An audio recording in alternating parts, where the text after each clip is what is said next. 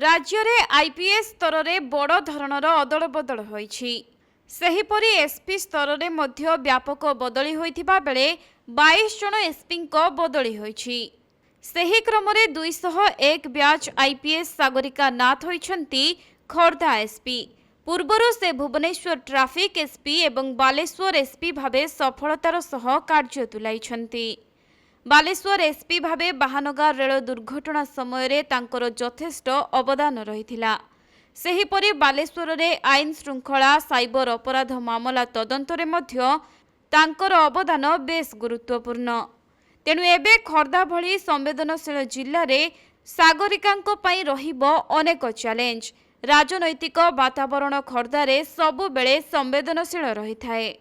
एथि सहित सेठारे खणी माफियांको दौरात्म्य आईन श्रृंखला एवं भाईचारा बजाय रखिबा तांको पई बड़ चैलेंज सृष्टि करिबो।